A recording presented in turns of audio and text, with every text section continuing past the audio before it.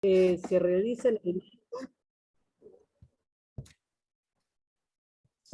en el marco del proyecto local de innovación en circuitos cortos de comercialización. Bueno, se ve que era algo que era necesario porque hemos tenido muy buenas respuestas, así que le vamos a agradecer a las dos técnicas que nos van a dar hoy la capacitación. Leonor Pilate, que es ingeniera agropecuaria, ingeniera agrónoma, especialista en alimentos, y que es investigadora del área de calidad de alimentos en la Estación Experimental del INTA de Catamarca, y a Roxana Soria, que es licenciada en bromatología y trabaja en la Dirección de Calidad de Alimentos de la provincia de Catamarca. Así que muy buenos días y muchas gracias a todos por su participación. Algunas cosas como para aclarar: están todos silenciados y no pueden mostrar la imagen. Las consultas las vamos a registrar por el chat, y vuelvo a reiterarles que se presenten y dejen su DNI para los certificados. Bueno, gracias Rebeca. Buenos días a todos y todas. Bueno, una vez más ahí veo algunos nombres conocidos de gente que ha tomado algunas de las capacitaciones o que hemos podido compartir en algunas jornadas que hemos desarrollado con Roxana. Hace ya varios años que venimos con Roxana Soria de la Dirección de Calidad Alimentaria, como una unidad integrada con INTA, trabajando mancomunadamente, digamos, tanto en lo que es el acompañamiento a territorio de algunos elaboradores, productores, algunos técnicos, como lo que son las capacitaciones y jornadas. En el marco del proyecto local de INTA, que nos invitaron a participar y formamos parte de este proyecto, uno de los temas importantes, digamos, justamente vinculados a los canales cortos de comercialización. Bueno, todos los que trabajan en alimento y todos los elaboradores sabrán que tiene que ver con la producción de alimentos que sean sanos y inocuos, o sea, que no causen daño al consumidor, ¿sí? Y la cuestión de la formalización de estos alimentos, o sea, poder venderlos, digamos, bajo normas formales de comercialización, que esto es inscribiendo a los productos en sus respectivas bromatologías. Entonces, en el marco de poder avanzar con todo eso, digamos, surgió la necesidad desde el proyecto y desde los técnicos que trabajan a terreno y a pedidos de ellos, de desarrollar una especie de guía, una especie de manual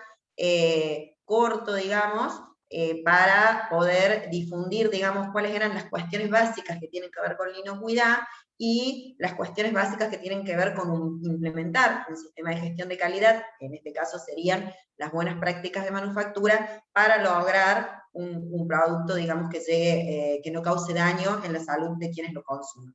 Entonces, en este marco nosotros con Roxana hemos armado esta guía. La idea de hoy era presentarla. En realidad, bueno, hemos tenido algunas no dificultades, digo yo, sino al contrario, hemos desarrollado este último tiempo, decidimos validarla con algunas personas, digamos, que son expertos en la temática, la guía, para que salga ya a difusión, digamos, cuando salga a difusión y cuando la guía salga impresa, tengamos todos la tranquilidad de que la guía está totalmente correcta y está adecuada. Entonces eso nos demoró un poquitito para presentarla hoy, pero la idea de la presentación, de todas las presentaciones, de todo el tema que vamos a tratar hoy y toda la temática que vamos a tratar en la jornada de mañana, es, digamos, un resumen o es la explicación de esta guía. Entonces, también es importante que ustedes, bueno, ya tenemos sus correos, tenemos sus nombres y apellidos, porque la idea es que cuando la guía ya termine de ser editada, que ahora está en edición, y luego subido el link, nosotros podamos enviarle el link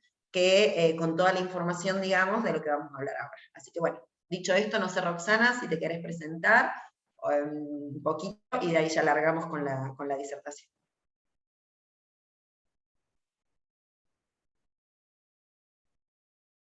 Buenos días a todos. Como Leonor dijo, estamos de entre casa, de entre colegas, así que muchos nos conocen. Para quienes no, mi nombre es Roxana Soria, estoy a cargo de la Dirección de Calidad Alimentaria, que pertenece al Ministerio de Salud de la provincia de Catamarca. Y bueno, presentarles esta guía que agradezco a Leonor, a Rebeca y a todo el equipo técnico de INTA que me ha invitado a trabajar en ella, y es un poco plasmar la experiencia ordenada, como decimos siempre con Leonor, tener ese hilo conductor en cómo ordenar los conocimientos que todos, muchos de ustedes que están acá conectados hoy ya lo tienen. Así que bueno, agradecerle a mis compañeros que están conectados, a mi directora, Daniela Carrizo, y a vos, Leo, por invitarme siempre a trabajar con vos.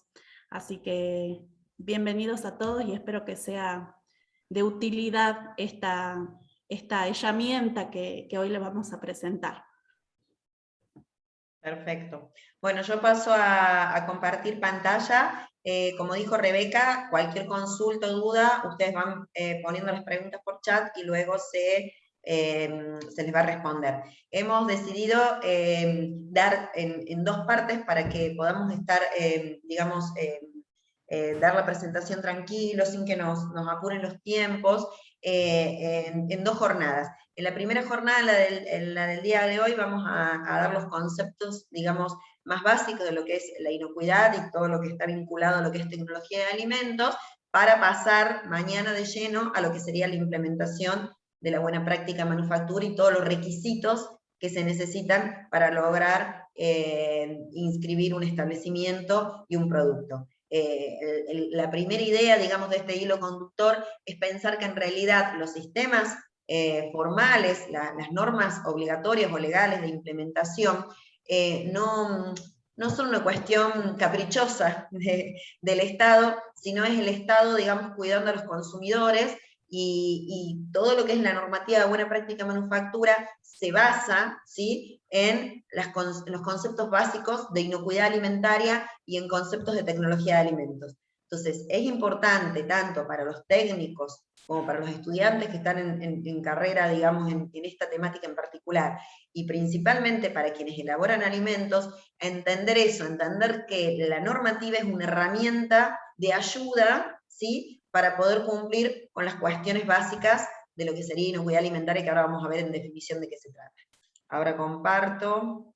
Roxana, te pido por favor que me indiques cuando se vea la pantalla. Dale.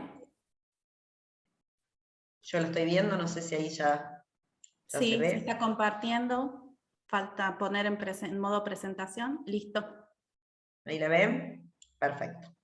Bueno, entonces, como dijimos, esta jornada consta de dos momentos. Hoy que vamos a ver los conceptos generales de inocuidad en el proceso de elaboración, y mañana que vamos a ver el tema de implementación, como les dije.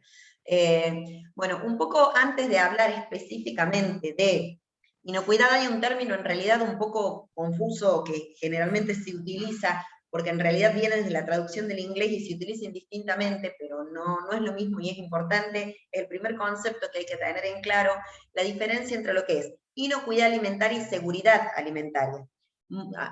Algunas personas, y en mucho tiempo se los nombró como sinónimos, en realidad vuelvo a decir por una confusión que hay desde la traducción en inglés, pero en realidad la seguridad alimentaria, digamos, ya definida ya en el 90, es que a nivel de individuo, de hogar, de nación y a nivel global, se consigue, digamos, esta seguridad alimentaria cuando todas las personas en todo momento tienen acceso físico y económico a suficiente alimento seguro y nutritivo. Acá esta palabra segura sí tiene que ver con la inocuidad, con que el alimento no cause daño al consumidor, pero se agrega, fíjense, el concepto de nutrición, ¿sí?, se agrega, bueno, para satisfacer necesidades alimentarias y sus preferencias, con el objeto de llevar una vida activa y sana. Fíjense, se agrega el acceso físico del alimento, la disponibilidad alimentaria, que las personas tengan los recursos para poder comprar ese alimento, ¿sí?, y las preferencias que tienen que ver con la cuestión cultural y tradicional, ¿sí?, que las personas puedan consumir el alimento que realmente quieren consumir. Entonces, es desde el vamos un concepto que tienen que tener todos los que abordan la cuestión alimentaria, es la diferencia entre alimento seguro y alimento inocuo.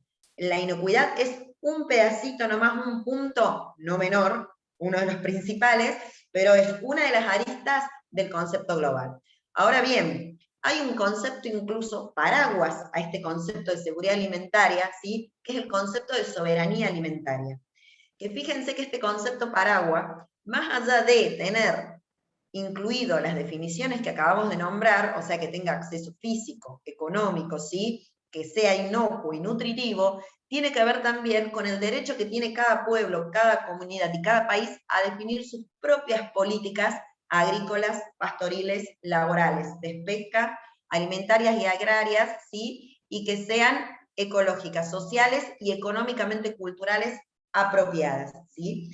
Fíjense que este concepto en realidad se está trabajando desde el 2000, estamos al 2020 y la verdad que hay todavía mucho por trabajar en lo que es soberanía alimentaria, pero yo lo que quería que quede claro, no nos vamos a meter, es muy amplio el concepto de soberanía alimentaria, no nos vamos a meter, nos vamos a ir justamente específicamente a lo que es inocuidad, digamos, pero yo quería mostrarles cómo cómo este paraguas va tomando los conceptos, el de soberanía alimentaria, el de seguridad alimentaria, y de ahí desprendemos, ¿sí?, lo que sería el concepto de inocuidad. Pero principalmente quería dejar claro que hay una diferencia cuando hablamos de seguridad alimentaria e inocuidad alimentaria, ¿sí? Entonces, dicho esto y aclarado esto, nos vamos de lleno a lo que sería lo que nos trae a nosotros a esta capacitación, que son los conceptos específicos de inocuidad, ¿sí? Ro, un poquito. Sí, y acotar a esto que está diciendo Leonor, de que este paraguas, a medida que se va abriendo, o nos va mostrando cómo se genera la calidad integral de un alimento, porque la sumatoria de todos estos conceptos y de todas estas herramientas que vamos sumando a lo que hace a los alimentos, logran esa calidad integral que es la que buscamos y que muchas veces en la informalidad no se llega a lograr. Cumplen con parámetros de calidad, pero no con esa calidad integral. A modo introductorio y a modo ordenativo, siempre comenzamos por nuestro Código Alimentario Argentino, que es nuestro marco normativo, y que en forma conjunta con otras leyes, tenemos también que utilizarlo como una herramienta básica al momento de iniciar esto que hace a la calidad integral de los alimentos. ¿Por qué? Porque el Código Alimentario Argentino nos da ese marco, ese molde o ese límite desde dónde hasta dónde un alimento debe de cumplir para que logre esa calidad. Y el Código Alimentario Argentino, que es está reglamentado por la Ley 18.284, ya en el decreto 815 nos organiza a nivel nacional y nos dice cuáles son las incumbencias que tenemos los organismos para monitorear, para auditar, para inspeccionar, para controlar desde el punto de vista del laboratorio, como otra herramienta más, a los alimentos. Y también en ese orden que nos da el decreto 815, nos cuenta o nos acomoda a las responsabilidades que tenemos cada uno en esta cadena agroalimentaria. El decreto 815 dice que el organismo de control va a estar organizado por organismos nacionales, como el Servicio de Calidad y Sanidad Agroalimentaria, el SENASA, que solamente tiene la potestad para aquellos alimentos de origen animales y vegetales hasta la producción primaria. ¿Qué significa esto? Que SENASA inscribe todo lo que es productos o alimentos o materias primas que van a ser producidas en el campo, pero que no van a recibir un proceso posterior. hasta allí llega solamente la potestad en el caso de alimentos vegetales. No así en el caso de alimentos de origen animal, que si reciban o no un tratamiento posterior es incumbencia de este organismo. Un ejemplo claro de esto son los fiambres, los cárnicos, los chacinados, los embutidos, que reciban o no un tratamiento, un proceso mínimo posterior, sí o sí es incumbencia de este organismo. En cambio, en los productos derivados derivados o que provienen de origen vegetal, solamente es incumbencia de este organismo cuando no reciben un tratamiento posterior. Lo que llamamos, o nosotros hablamos comúnmente de alimentos a granel, que van a ser comercializados para luego ser fraccionados o utilizados como materia prima. Otro organismo nacional que tiene incumbencia en la fiscalización y en el control de los alimentos es el Instituto Nacional de Alimentos, que funciona bajo la órbita de ANMAT, la Administración Nacional de Alimentos, Medicamentos y Tecnología Médica. Este organismo se dedica solamente y de manera ordenativa a los registros de aquellos productos que van a ingresar o que van a salir del país. Si van a salir del país, por supuesto, previamente autorizados por el organismo provincial a quien le corresponde. Por ejemplo, una fábrica o una empresa que se radica en La Rioja, si quiere sacar sus productos del país, tiene que previamente obtener los registros nacionales en La Rioja y recién poder sacarlo, realizar el trámite ante INAL para recién poder salir del país con sus productos. Y luego estamos los organismos provinciales, muchos llamamos autoridades sanitarias jurisdiccionales, bromatologías, direcciones de calidad alimentaria, bajo diferentes nombres y bajo, que si bien es cierto la mayoría están dentro de la órbita del Ministerio de Salud, hay unas 2 o 3 jurisdicciones a nivel país que funcionan en los ministerios de Economía, por una cuestión organizacional de esas provincias, pero que cumplen esta función, la de velar por la salud de los consumidores. Y hablamos de jurisdicciones porque si hablamos de provincias, recuerden que dejaríamos afuera la Ciudad Autónoma de Buenos Aires, que tiene ciudad autónoma y provincia, entonces hablamos de jurisdicciones.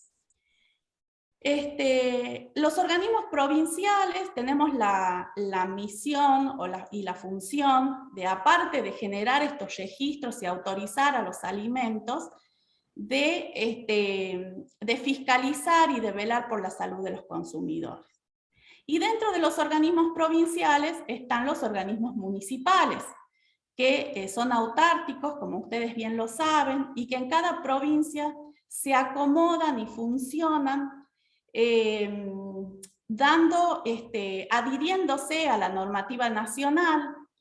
Algunos municipios adhieren a algunas normativas provinciales, como por ejemplo las resoluciones ministeriales que nosotros adoptamos, siguiendo el lineamiento, por supuesto, del Código Alimentario Argentino, pero que también tienen sus propias ordenanzas, y que cada uno en su municipio las tiene a veces, si bien es cierto, siguen los lineamientos del Código Alimentario Argentino, pero acomodan a sus realidades municipales. Por ejemplo, hay municipios que otorgan permisos de venta de alimentos para que estos se comercialicen adentro de su municipio. Esto implica de que si un municipio otorga un permiso, no necesariamente su municipio vecino o cualquier otro municipio está obligado a reconocer a esos registros. En nuestra provincia, por suerte, los municipios que otorgan estos permisos están tratando de acomodarse y de organizarse de manera de reconocer lo que su municipio par hace o ya ha reconocido. Estamos en ese camino. Y en otros, por supuesto, y que tienen la potestad de hacerlo, son bastante rígidos en ese sentido. Todos estos organismos, tanto nacionales, provinciales como municipales, más los elaboradores y productores, los establecimientos elaboradores, porque a veces no son personas físicas, sino son personas jurídicas y son razones sociales, asociaciones, sociedades anónimas, etc. Sumado a los directores técnicos, dice la normativa, tenemos que ver o tenemos corresponsabilidad en velar por la seguridad de los alimentos, que es una responsabilidad conjunta entre todos los actores de la cadena agroalimentaria. Y que tenemos que caminar o marchar hacia lo que nos pide la normativa nacional, el Código Alimentario Argentino, que dice que todos los alimentos que la población consume deben tener la garantía de encontrarse en condiciones óptimas de ser consumidos. Esas garantías las tenemos que dar todos los actores de la cadena agroalimentaria: elaborador, productor, acompañante técnico en terreno, asesor técnico, director técnico, los organismos municipales, provinciales y nacionales. Entonces, fíjense cómo el código nos marca cuál es nuestra función principal cuando entramos en esta cadena agroalimentaria.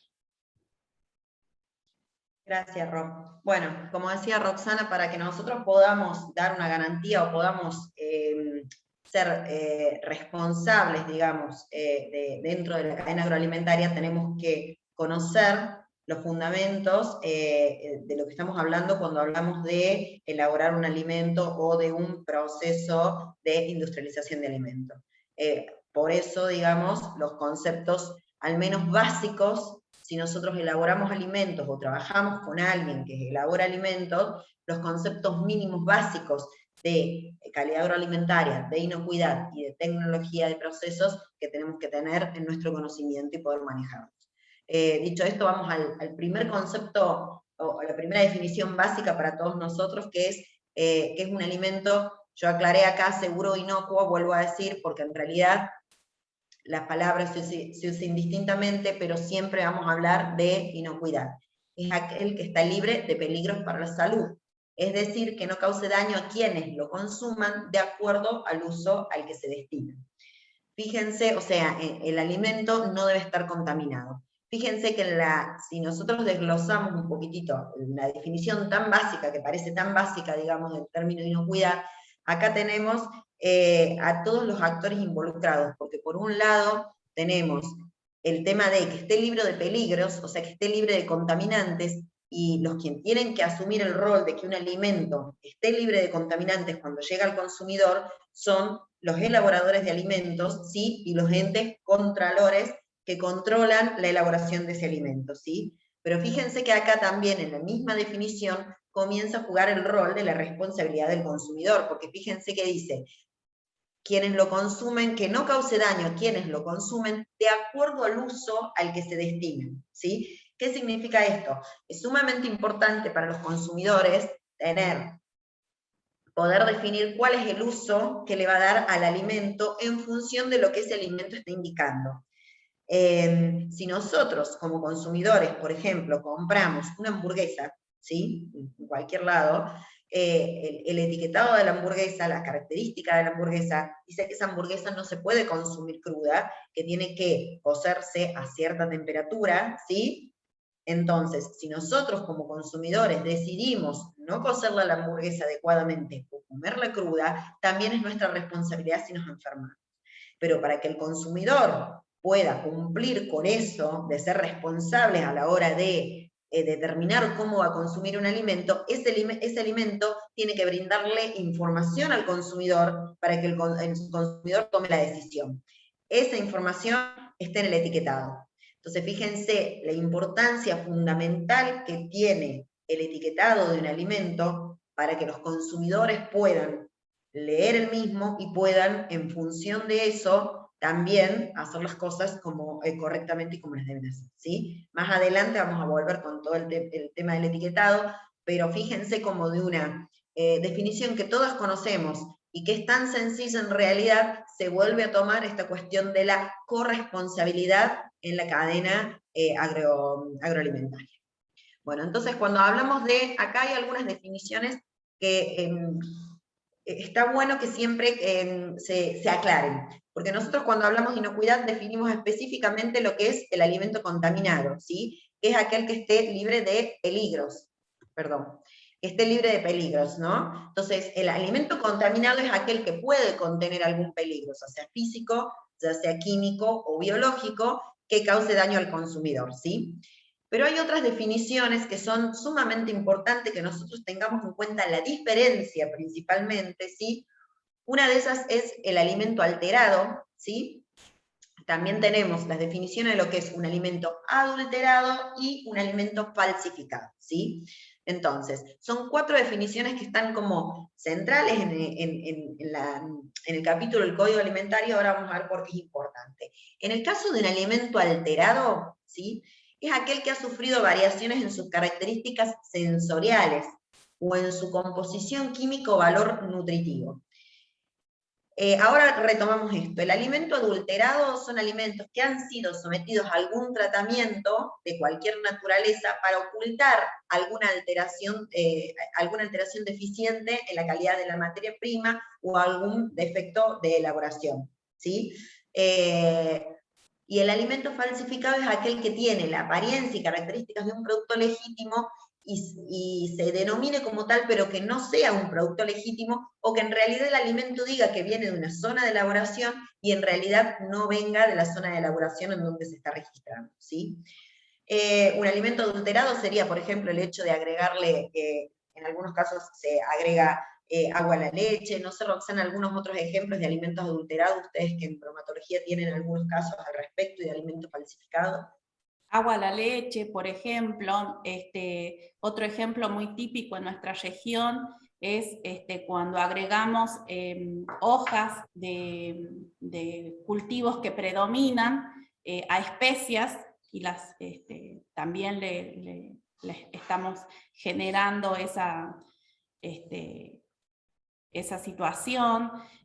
Otro ejemplo claro es cuando le agregamos glucosa a la miel. Y bueno, no damos muchos ejemplos porque a veces generamos ideas. Entonces, como mi buen amigo que está acá conectado, Edgar Ahumada, y colega, nos dice, mejor no demos ideas. Pero son algunos ejemplos típicos que se generan en nuestra provincia que se detectan. Estas 2 definiciones iniciales, la que es alimento contaminado y alimento alterado, me detengo 2 minutos acá porque me parece muy importante, porque a veces las solemos escuchar como sinónimo, que nos dicen este alimento está alterado, sí, o este alimento está contaminado. Y no son sinónimos, y es muy importante que tanto los técnicos acompañantes como los elaboradores tengan en claro. ¿Por qué? Porque el alimento puede estar alterado, porque como dijimos, haya sufrido alguna variación en su composición, en sus características sensoriales, esto es, de lo que se puede ver, ¿sí? O de lo que se puede sentir en los aromas, ¿sí? O en la textura, ¿sí? Tanto visual como la textura en mano, pero posiblemente que esté alterado no quiere decir que se haya producido algún tipo de contaminación con algún microorganismo que pueda causar daño a la salud. Y a la inversa, y que es lo más preocupante, que un alimento esté contaminado no significa que ese alimento siempre va a mostrar signos visibles de esa contaminación, ¿sí? Y eso es lo más complicado, porque solemos, digamos, tener, como la mala costumbre, por no tener claro estas definiciones, que si el alimento está bien sensorialmente, listo, lo podemos consumir, total, mirá, el color está bien, lo olemos, está bien. Y hay microorganismos, y sobre todo microorganismos que son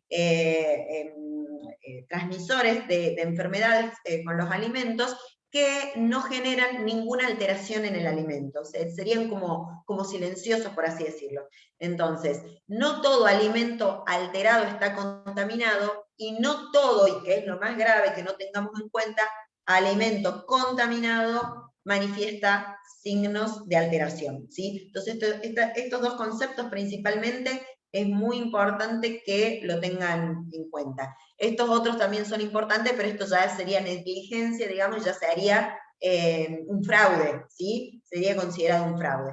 Perdón, alimento contaminado o alterado sería negligencia, y alimento adulterado y falsificado ya sería considerado un fraude.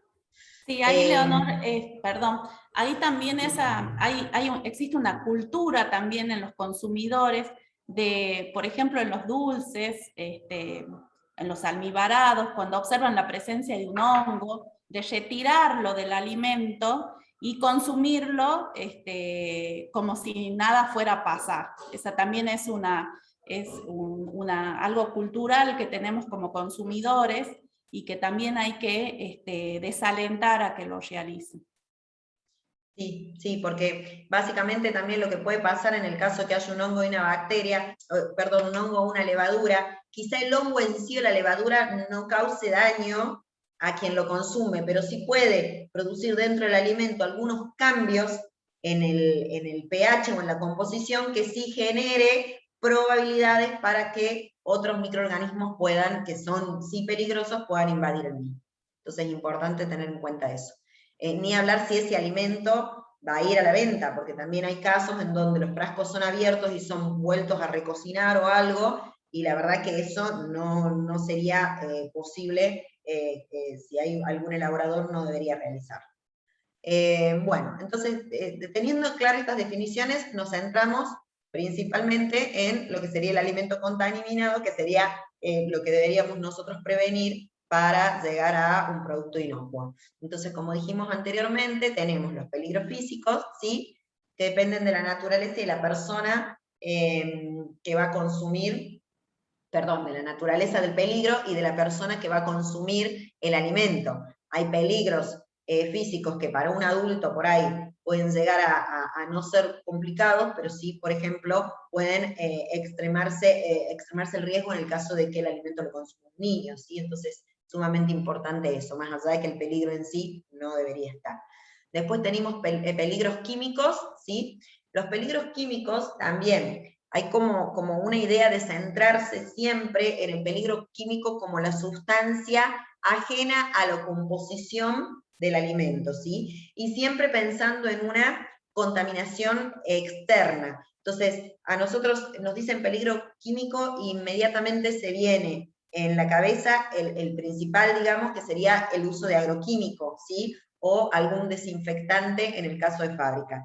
Es muy importante, es sumamente importante que se controle, que se revise y se controle el hecho de este tipo de productos. Pero hay otros peligros químicos que son de igual importancia y que quizá no son considerados como peligros químicos, que son que haya sustancias naturales del propio alimento, pero que no estén declaradas, y que en algunos casos eso se transforma en un peligro químico, ¿sí?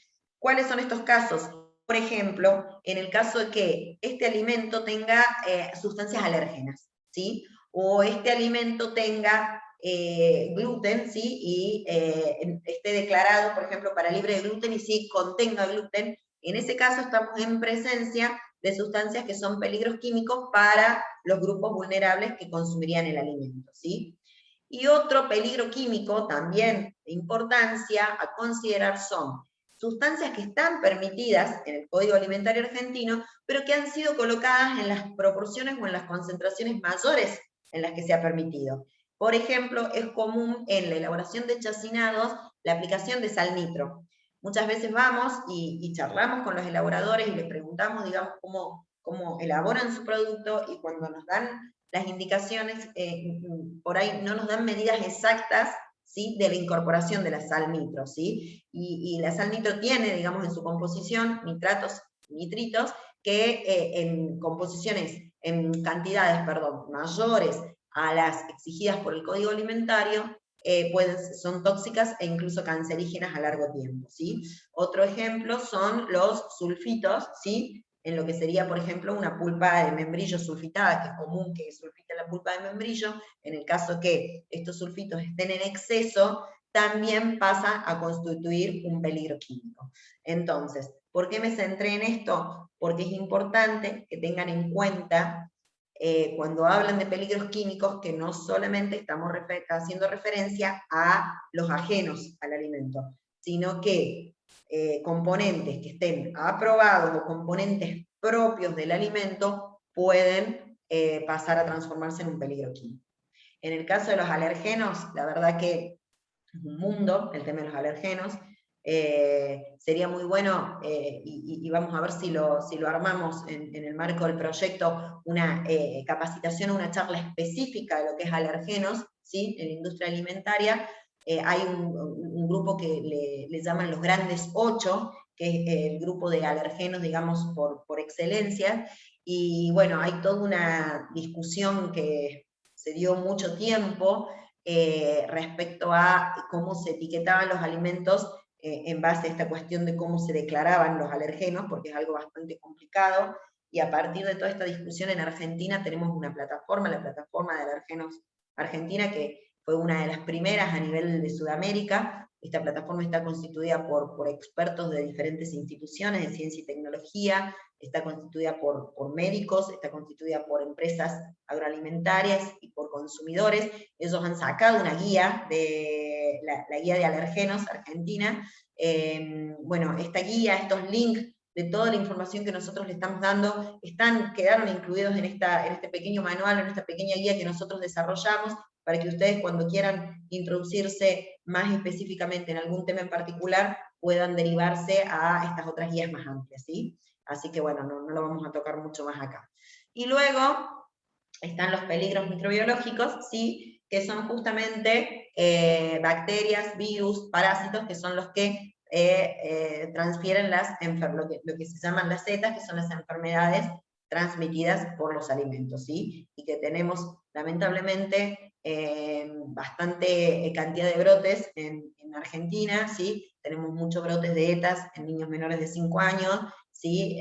No estamos ni como provincia, y el país no está como en las mejores posiciones respecto a los brotes de ETAs y las situaciones de ETAs que se dan en la industria alimentaria. Bueno, perdón que acá me tapa el título, la barra, que la tengo acá y me tapa el título. Perdón, Leo, mientras Sí. haces ese tiempito para ordenar la diapo, decirles que si bien es cierto son conceptos estos de contaminaciones y peligro, es sumamente importante relacionar este binomio de contaminación y peligro, para tener después ese enfoque para el día de mañana, cuando hagamos todo la explicación de cómo se hacen las auditorías en establecimientos, poder atar con esta presentación, poder relacionar con esta presentación y tener bien en claro este conocimiento o este binomio de la contaminación y del peligro que se puede ocasionar a raíz de estas contaminaciones. Bueno, entonces, ¿cuáles pueden ser los tipos de contaminación? O sea, ¿desde dónde se puede contaminar el alimento? Nosotros tenemos lo que sería, en primer lugar, la contaminación primaria o de origen, que la llaman, que es justamente la contaminación que se da en la materia prima a campo, ¿sí? Esta contaminación primaria de origen se da, digamos, cuando las prácticas que nosotros utilizamos, tanto en lo que es la etapa productiva, como y principalmente lo que es la etapa de cosecha y post cosecha, ¿sí? Si nosotros no aplicamos buenas prácticas en esas instancias, nosotros ya en el primer eslabón de la, llamémosle industria, llamémosle cocina elaboradora, llamémosle el primer eslabón de un proceso de elaboración de alimentos, vamos a partir con una materia prima que esté contaminada, ¿sí? Entonces, Si nosotros nos centramos, nosotros tenemos como dos fases, lo veamos como dos fases, lo que es la producción primaria y la interfaz entre lo que sería la cosecha, post cosecha y una materia prima ingresando a cualquier proceso de elaboración. Si nosotros nos centramos solo en tener las condiciones adecuadas y hacer las cosas bien en el proceso de elaboración, pero no tenemos en cuenta la producción primaria, ¿sí? No es lo mismo la carga microbiana que puede tener una materia prima que ha tenido buenas prácticas a nivel de campo, ¿sí?, que la carga microbiana que puede tener una materia prima que no ha tenido buenas prácticas en el campo. Entonces, si nosotros creemos que tenemos todo controlado en el proceso de industrialización, pero resulta que nosotros recibimos una materia prima con una carga extremadamente elevada de microorganismos y las cosas adentro nos pueden fallar. Entonces nosotros lo que tendríamos que asegurar es que la materia prima desde el inicio ya venga en las mejores condiciones posibles que se quieran, ¿sí? Entonces, para ello, para evitar la contaminación primaria o de origen, existen otro tipo de normas, otros sistemas de gestión de la calidad que todos conocemos como la buena práctica agrícola, ¿sí?, o la buena práctica pecuaria en el caso de lo que son animales, ¿sí?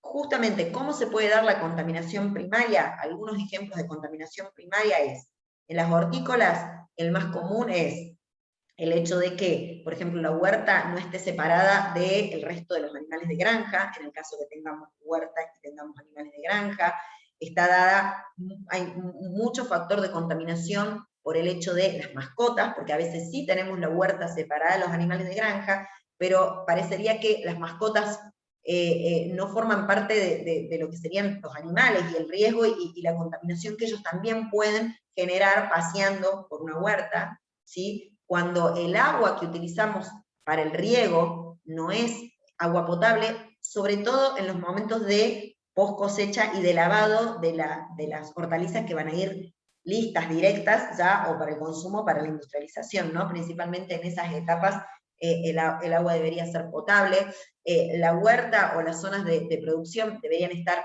alejadas de lo que serían, por ejemplo, pozos ciegos, en el caso de que nosotros no tengamos cloacas y tengamos pozos ciegos, alejadas de zonas inundables, alejadas de chiqueros. Entonces, todas estas cuestiones hacen a la contaminación primaria. Entonces, la carga que va a tener una hortaliza que se da en malas condiciones, imagínense un chiquero al lado de un pozo ciego, con animales domésticos adentro, no va a ser lo mismo que la materia prima que venga de una huerta en condiciones óptimas en términos de prevención de esos peligros, ¿sí? Y en el caso del pecuario, por ejemplo, se da muchísimo lo que es la obtención de la leche, ¿sí? Cuando la leche se obtiene, cuando se ordeña en situaciones que no son las óptimas, como ser, por ejemplo, adentro del mismo corral, ¿sí?, con ubres no lavadas, con ubres que tengan o barro o materia fecal, cuando la leche que debería salir en una condición inocua desde adentro de la ubre, pasa o se contamina, ya sea con las ubres o ya sea con las manos de la propia persona que está ordeñando, también se genera una carga bastante alta de microorganismos, ¿sí? Entonces, en el momento que ingrese al proceso de elaboración, no son las mismas condiciones que se le debería dar, por ejemplo, en un proceso de pasteurización a una leche que ingresa en esas condiciones que una leche que ha sido ordeñada en condiciones adecuadas. Ni hablar si pensamos en la elaboración de algún producto que no lleve leche pasteurizada, ¿sí? El riesgo que esto conllevaría, ¿sí? Y luego, o sea que esta fase, podríamos decir hasta acá, nosotros tenemos que aplicar lo que sería la buena práctica agrícola, que ahora vamos a hablar un poquitito, o pecuaria, que ahora vamos a hablar un poquitito de eso. De ahí tenemos dos tipos de contaminaciones que serían la contaminación directa y la contaminación cruzada. La contaminación directa en realidad es la forma en que se contamina, con lo cual también se podría dar a nivel primario o se puede dar, digamos, a nivel de la industria. Y es justamente cuando la contaminación es porque directamente la superficie, ya sea la mano de la persona que esté elaborando, ¿sí?, o algún insecto que esté, digamos, con las patas contaminadas, se posa directamente y contamina directamente el alimento. O sea, es directamente la persona con alguna contaminación tocando el alimento que luego va a ir directo al consumo, ¿sí? Esto tiene que ver ya, quien trata de protegernos de esta contaminación es la buena práctica de manufactura, y en ese punto, el punto principal de la contaminación directa son los malos hábitos, ¿sí? Y lamentablemente todos, digamos, porque incluso llevándonos a nosotros mismos, quienes no elaboran alimentos, pero quienes son, digamos, los responsables o gestores de una cocina hogareña, por así decirlo, tenemos a veces malos hábitos en el modo en el que trabajamos en la elaboración de alimentos en nuestras cocinas, ¿sí? Y la contaminación cruzada es aquella que se da cuando hay una contaminación entre un alimento crudo y un alimento que ya está listo para consumir. Cuando se da, digamos, una contaminación de, por ejemplo, los fluidos, el líquido exudado de una carne cruda sobre un alimento cocido cuando se transportan, ¿sí?, alimentos crudos, por ejemplo, carne cruda o pollo con quesos, ¿sí?, ahí es donde se da la contaminación cruzada, ¿sí? También tienen que ver los hábitos, y tiene que ver, ahí tiene que ver mucho, sobre todo en las cocinas de elaboración, el flujo de circulación que tienen nuestros alimentos en nuestras cocinas elaboradoras. Pero esto, digamos, el cómo prevenimos las contaminaciones, lo vamos a ver bien en detalle, específicamente en la capacitación de mañana. Sí, ahí veo un tema no menor y que es transversal a las contaminaciones, es el agua, ¿no? El agua, que muchas veces, tanto en una contaminación ya sea primaria o de origen, o en las buenas prácticas, ya en el proceso propiamente dicho, cuando elaboradores de la agricultura familiar, por ejemplo, creen que utilizar agua de vertiente es un agua segura, tanto para el proceso, para el riego de cultivos, cuando la fuente no está protegida, el origen de esa agua de vertiente, cuando no se han realizado los análisis correspondientes, y entonces pensamos que estamos utilizando agua que es segura para este tipo de procesos, y es también una contaminación que es transversal a todas las actividades. Es importante en este punto lo que dice Roxana, porque, a ver, yo nombré el tema del agua en lo que es la contaminación primaria, ¿sí? Pero es sumamente importante también lo que es la condición que tenga el agua en la sala o industria elaboradora, digamos. Eso también es fundamental. ¿Por qué? Porque en realidad, incluso en el campo, si nosotros sabemos que el agua viene de una sequía o a cielo abierto, sabemos que puede estar complicado, digamos, sobre todo en lo que es, por ejemplo, producción de zona semiurbana o zona urbana, todo lo que son huertas urbanas. Muchas veces los canales, nos pasa acá, digamos en nuestra zona incluso, los canales pasan por zonas urbanizadas, pasan por barrios, y se han encontrado un sinfín de elementos en los canales, desde que tienen que ver con peligros microbiológicos o biológicos, porque, qué sé yo, se tiran pañales o animales muertos, o los animales que están adentro de los canales, pero van más allá porque también tenemos peligros químicos, ¿sí?, como ser metales pesados, que puede ser porque se arrojan pilas, se arrojan residuos de automóviles, y un montón de combustibles, y un montón de cuestiones que hacen. Pero a nivel de la industria o a nivel de la cocina, el problema es creer que se está elaborando con agua potable, y que a nivel de la circulación del agua, ya sea porque no haya habido un buen control de las condiciones del agua a nivel de jurisdicción, o porque el agua que nosotros nos ingresa no viene directo, sino que pasa por un tanque, quizá nosotros tenemos algún punto o algún foco de contaminación en el tanque, entonces eso que nosotros creemos que es potable, quizá no es potable.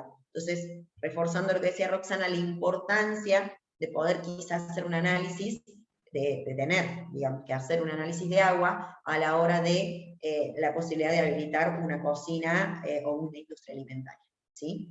Porque el agua sí es uno de los principales transmisores de estos microorganismos. Seguimos. Bueno, tomando esto de la buena práctica agrícola, ¿y por qué la traemos también acá? Porque en realidad, volvemos un poquitito al concepto que dije anteriormente, hasta hace 2 años era obligatoria para el Código Alimentario Argentino, o sea, para nuestro país era obligatorio lo que era la buena práctica de manufactura. La buena práctica agrícola, sí, se venía, digamos, difundiendo la importancia de su implementación, pero no se consideraba obligatoria, era una norma que se consideraba voluntaria.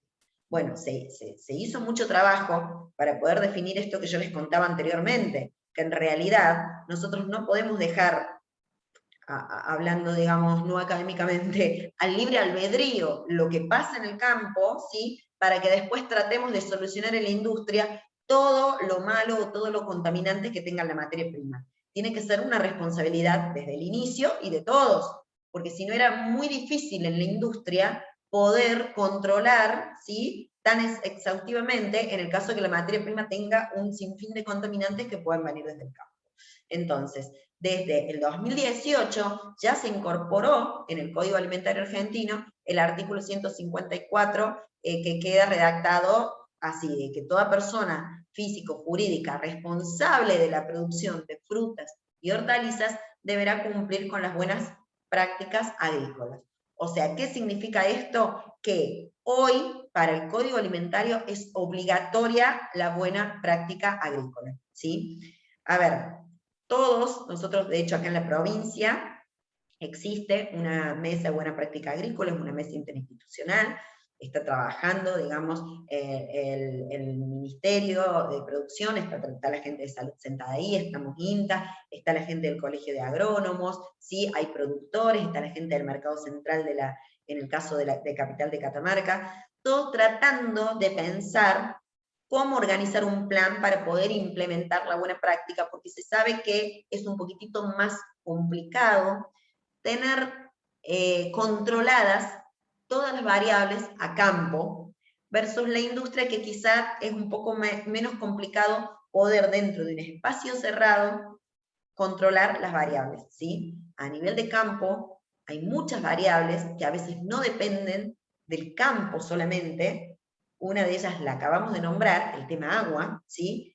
Cuando el agua ingresa a nuestro predio ya es responsabilidad nuestra, pero ¿qué pasa del agua extrapredial?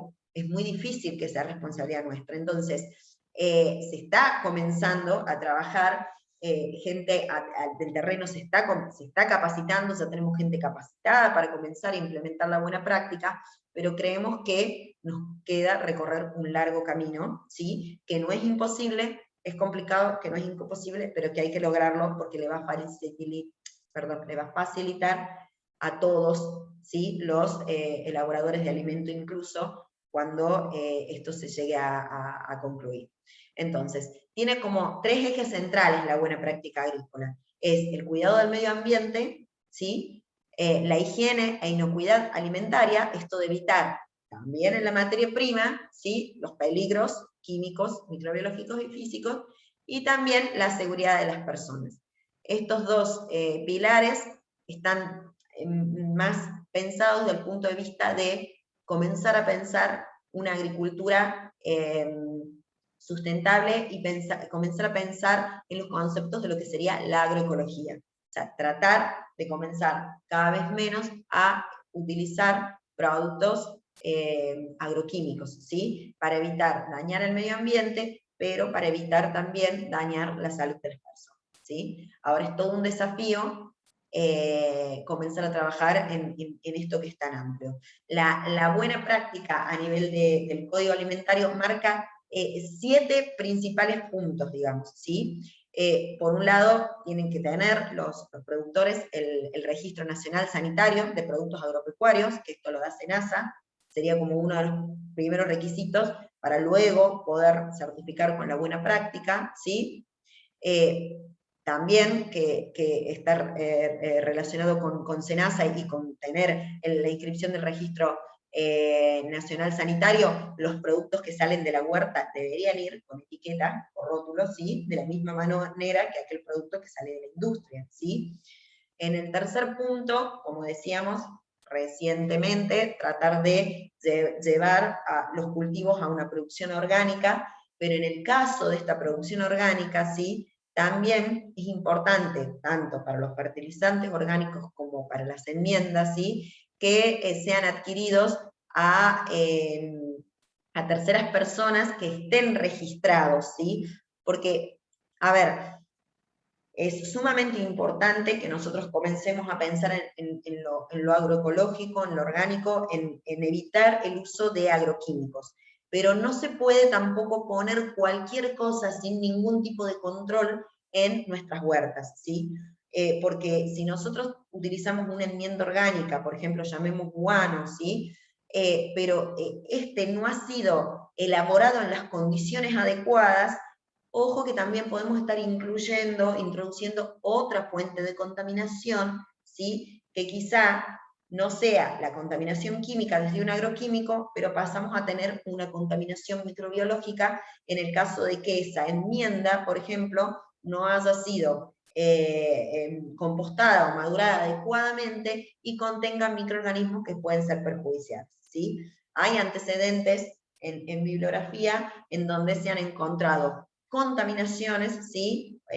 Puntos o focos de contaminación en el uso de enmiendas orgánicas. Entonces, muy importante tener en cuenta cuando utilizamos abonos orgánicos de dónde vienen. Y otra cuestión importante a tener en cuenta es que de algunos productos naturales también se generan algunos productos para la huerta orgánica, pero cuando se concentran esos productos, también deberíamos tener cuidado en las concentraciones que utilizamos para la aplicación de esos productos y en las dosis que utilizamos, ¿sí? Porque cuando esos productos, por más naturales que sean, se concentran, también pueden tener un efecto tóxico, porque de hecho tienen muchos de esos productos naturales sustancias tóxicas. Entonces es importante tener en cuenta eso, ¿sí?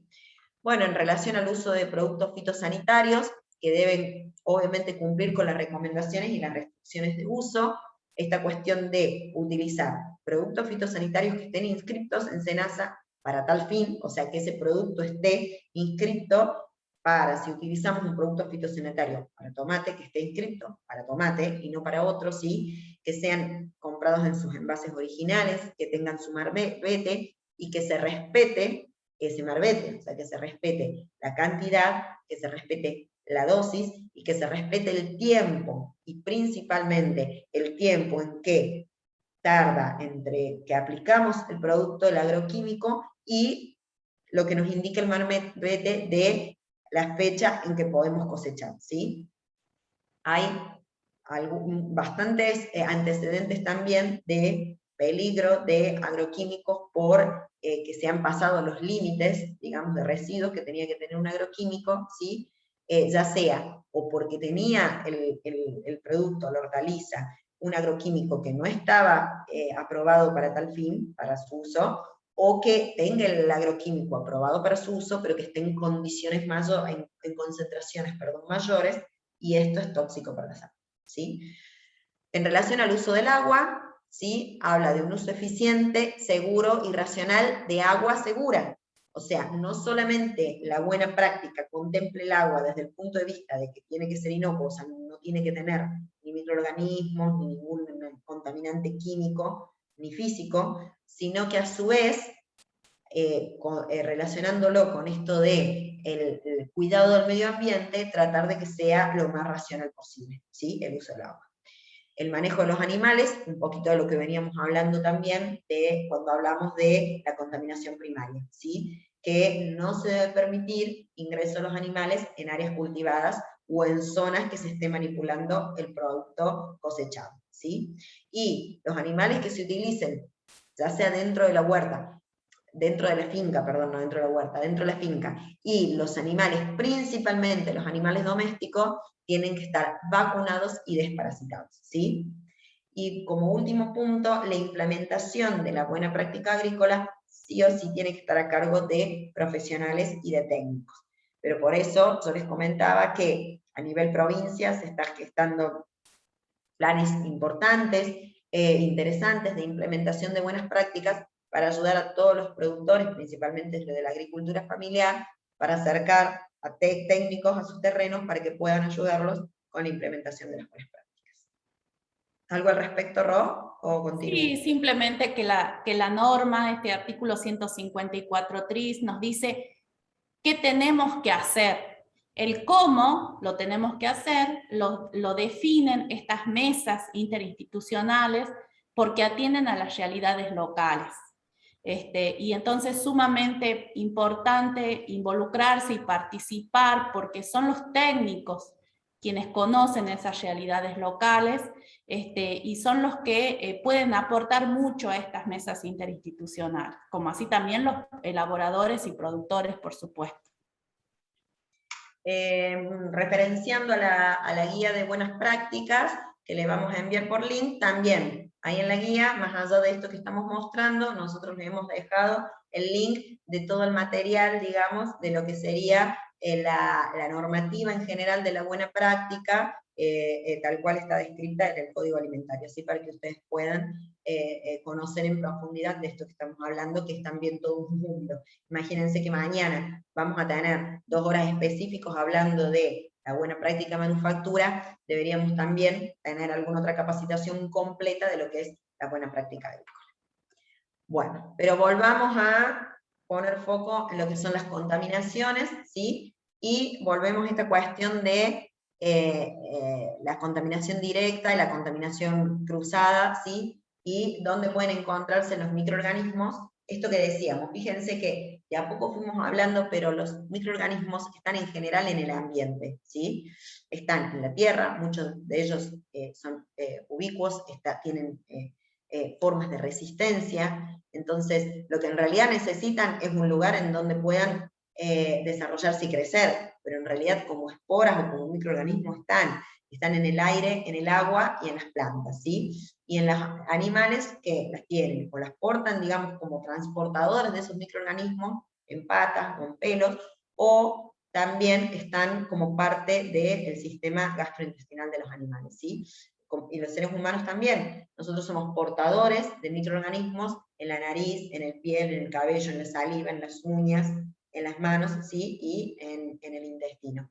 Hoy, actualmente, a partir de la situación lamentable que tuvimos con lo que fue la pandemia por COVID, somos un poquitito más conscientes, digamos, de nosotros humanos como portadores, ¿sí? En este caso de un virus, pero nos costaba mucho el tema de los hábitos, ¿sí? Cuando nosotros con Roxana íbamos a diagnosticar, implementar algún sistema de gestión, digamos, dentro de la industria alimentaria, los hábitos de lo que es el lavado de manos, uso de barbijo, uso de cofia, es como muy difícil, o era como muy difícil, y de hecho nos costó a todos, digamos, con el tema de la pandemia, adaptar nuestros hábitos, y hoy ya lo hacemos de una manera cotidiana, entonces fíjense cómo el hábito se tiene que ir como educando, ¿no? Es algo fundamental. Bueno, después las heces humanas y animales también están, porque como están como parte, digamos, normal de nuestro sistema gastrointestinal, aparecen estos microorganismos, sí. Y esto que les decía, que algunas bacterias tienen la capacidad de formar esporas, que son estructuras de resistencia que hacen que puedan permanecer en el ambiente, en la tierra, en el agua, hasta que encuentren condiciones óptimas para el desarrollo. ¿Sí? Entonces, lo que nosotros tenemos que evitar en la industria alimentaria es darle esas condiciones óptimas para el desarrollo. Hay que eliminarle las condiciones para que puedan desarrollarse, ¿sí? Porque es imposible eliminarlas del medio, ¿sí? Lo que hay que eliminar son las condiciones que utilizan ellas para desarrollarse. Bueno, y hay bacterias que producen toxinas, ¿sí? Que pueden causar enfermedades, como ser, bueno, ahora vamos a ver un poquitito más adelante las ETAs. Bueno, Entonces, las posibles formas, se me tildó acá la presentación, acá. Bueno, las posibles formas en las que el agente biológico, o sea, el microorganismo puede ingresar a las personas, puede ser vía fecal oral. ¿Qué es esto? Justamente, coliformes como lecherichas, ¿sí? Que están en la materia orgánica normalmente y que por una falta de lavado de manos en el caso de contaminación directa, digamos, o en el caso, como dijimos, de contaminación de origen, cuando ordeñamos en malas condiciones, o cuando la mascota o el animal de granja entra a lo que serían las hortalizas, ahí se produce la contaminación, ¿sí? Y la otra es la vía directa del elaborador al alimento. O sea, las bacterias propias de la piel, como el Staphylococcus aureus, que es una bacteria propia de la piel, ¿sí? Si la persona tiene alguna enfermedad y está manipulando alimentos, ¿sí? Y ahí contamina el alimento. Yo estoy dando vuelta a esto porque se me molesta acá y no sé cómo sacarlo. Bueno. Las ETAs, hay algunas enfermedades transmitidas por alimentos que son como bastante importantes en nuestra zona, también en nuestro territorio, por también el tipo de alimentos que nosotros elaboramos. La verdad que sería como muy tedioso ponerse a describir una a una. Hemos tomado como ejemplo para esta capacitación 3 de las más importantes. Tenemos el síndrome urémico hemolítico, que es una enfermedad causada por la bacteria Escherichia coli, ¿sí? Esta se da, por ejemplo, principalmente se relaciona con los alimentos crudos, principalmente con la carne cruda, ¿sí? Con preparaciones de carne picada, como hamburguesas, con vegetales que no han sido adecuadamente lavados antes, previo al consumo, ¿sí? Con lácteos, con aguas y jugos sin pasteurizar, ¿sí? Principalmente esos son los medios. Entonces, ¿cómo tratar de prevenir esta enfermedad? Es cocinar las carnes, como todos sabemos, que lleguen a 75 grados en el centro, ¿sí? Consumir lácteos y jugos pasteurizados, lavar y desinfectar siempre de manera adecuada los vegetales, ¿sí? El correcto lavado de manos, y el almacenamiento a menos de 5 grados centígrados, o sea, almacenamiento a temperatura heladera, para evitar la proliferación del síndrome urémico hemolítico, ¿sí? Que sabemos que causa problemas bastante complicados, problemas renales complicados en niños menores de 5 años, ¿sí? Después tenemos la triquinosis, ¿sí? Que es la trichinella spiralis, que es muy importante en esta zona porque se da mucho en lo que sería embutidos y chacinados hechos con carne de cerdo y otros animales, ¿sí? Entonces, la principal fuente de control de la triquinosis se encuentra en el criadero de cerdos. Ahí es donde hay que poner foco para evitar la contaminación posterior el alimento que vamos a elaborar con esa carne de cerdo, digamos. O sea, sería controlar principalmente, fíjense, acá el principal control está en la contaminación de origen, o sea, en la materia prima, en la fuente primaria, ¿sí? Y en el caso de los criaderos de cerdos, principales puntos es alimentar a los cerdos en lugares libres de basuras y roedores, realizar pruebas de digestión artificial. Bueno, ahí después te doy la palabra, Ro, para que contes un poquito por qué lo de las pruebas. Tener en cuenta que la salazón, el secado y el ahumado no matan la trichinella espiral, y eso es muy importante. ¿Por qué? Porque significa que, esto volvemos un poquito al concepto anterior, si la materia prima está contaminada, no va a ser fácil, no va a haber una solución para evitar o para eliminar esa contaminación en el caso de que tenga trichinella. Entonces, mucho cuidado con decir, bueno, no importa, porque cuando se elabora el chacinado ya está, después se mata todo, no va a aparecer nada, ¿no? En el caso de la trichinella no va a pasar eso. Entonces es importante, sí o sí, asegurarnos que la carne de la que partimos no tiene trichinella, ¿sí? Y en los consumidores, cocinar bien las carnes, de cerdo o los animales de caza, y consumir chacinados y salazones certificados. Fíjense que nosotros como organismos estatales tenemos que difundir que el chacinado elaborado que se consuma debería tener su etiquetado, debería estar inscrito, ¿sí? Es cierto que muchas elaboraciones incluso se hacen para autoconsumo, y en el caso del autoconsumo no se inscriben. Entonces, en ese caso, con más razón, principalmente tener en cuenta qué tipo de cerdo utilizamos, ¿sí? Porque esto tiene que ver con, volvemos a los conceptos iniciales, la responsabilidad de todos los actores de la cadena agroalimentaria, ¿sí? Y nosotros incluso en las cuestiones de autoconsumo hay una doble responsabilidad, porque yo soy el elaborador, pero a su vez soy el que le estoy dando el alimento a mi propia familia, ¿sí? O vendo el excedente a un vecino, ¿sí? Vendo el excedente a una familia. Entonces, sumamente importante nuestro rol como elaboradores para evitar la contaminación y el daño que podemos causar a los consumidores cuando incluso son nuestras propias familias. Otra muy importante, todos lo conocen, el botulismo, ¿sí? El Clostridium botulinum, como dijimos, es una de los que tienen esporas, la espora del Clostridium está en todos lados, ¿sí? Pero tiene que tener condiciones óptimas de pH, y tiene que tener condiciones de anaerobiosis para que pueda desarrollarse. Entonces se lo considera, se lo asocia con alimentos de poca acidez, ¿sí? Y envasados sin oxígenos, ¿sí? E inadecuado tratamiento. ¿Por qué esto es importante? ¿Cuántas veces digamos, de manera casera se elabora un escabeche en aceite? Justamente porque el concepto general que se tiene, que sería adecuado, que es que al eliminar el oxígeno, si nosotros ponemos la materia grasa como el aceite, eliminamos el oxígeno, se transforma en un medio anaeróbico y no va a crecer ningún microorganismo. Sí, no va a crecer ninguno de los aeróbicos, pero en el caso del botulismo, lamentablemente, le estamos dando una condición óptima para que este microorganismo crezca. Entonces, fíjense la importancia que a veces preguntan por qué no se autoriza la elaboración, digamos, de un escabeche, sobre todo cuando es un escabeche mixto o que tiene un escabeche de carne, en una cocina, por ejemplo, familiar, que no tiene la posibilidad de esterilizar ese frasco o ese producto. Imagínense el riesgo que puede conllevar el consumo de un escabeche, ¿sí?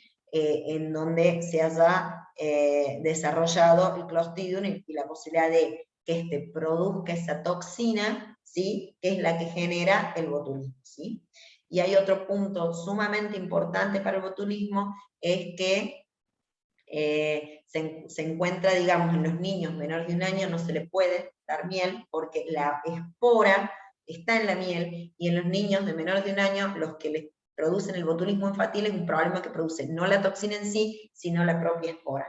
Y lo mismo con lo que serían todos los que son el dar a niños, lo que son las infusiones que debería evitarse, ¿sí?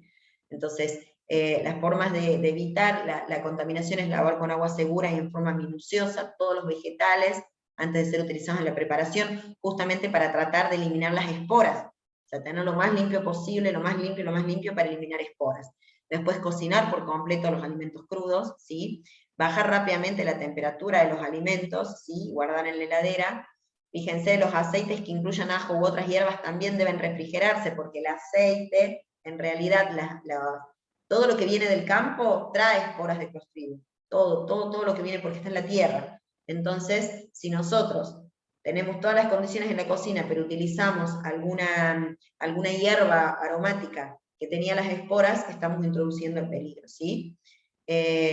No consumir las conservas de alimentos que estén hinchadas, abolladas, con filtraciones, ¿sí?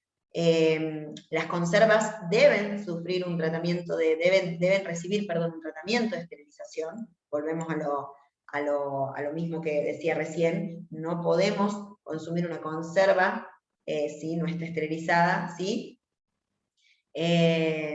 Y bueno, y el tema de los alimentos curados, que deben tener concentraciones adecuadas de sales de curado, porque los alimentos como son los chacinados, digamos, los embutidos principalmente, al embutirse también se produce una disminución del oxígeno, una anaerobiosis, y también en ese tipo de alimentos se puede producir, ¿sí? Y bueno, en los niños menores de 1 año, ni miel ni infusiones de té. Algo más de esto, a ver, Estos fueron 3 de los ejemplos. Eso Me remito de vuelta a la guía, estas planillitas así sencillas con algunos datos como básicos, los hemos desarrollado en varias de las otras enfermedades en la guía, pero bueno, trajimos como las 3 más significativas o más importantes para mostrarles ahora, pero bueno, un poco de eso se trata. Sí, y que son de notificación obligatoria, también por eso las elegimos, ¿no? ¿Esto qué significa? Que cuando el elaborador, el acompañante técnico, el técnico de terreno, la autoridad sanitaria, el organismo de contralor, el funcionario de calle, que es el inspector, detecte algo o sospeche alguna enfermedad transmitida por alimentos con estos microorganismos, la normativa dice que tenemos la obligación de notificar. ¿Por qué? Porque allí se abren los mecanismos y estas alertas alimentarias que se generan a nivel país. Y tenemos la responsabilidad y la obligación de notificarlas ante el organismo competente. Eso en primer lugar. Reforzar esto que dice Leonor, que en la guía hay muchas más fichas con estas ETAs.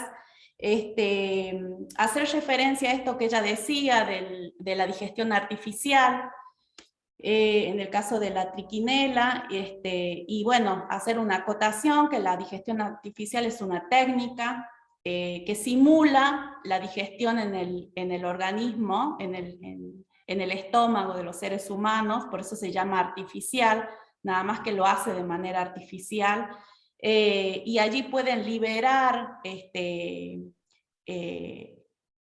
a esta triquina, y se la puede detectar por medio de esta técnica de laboratorio.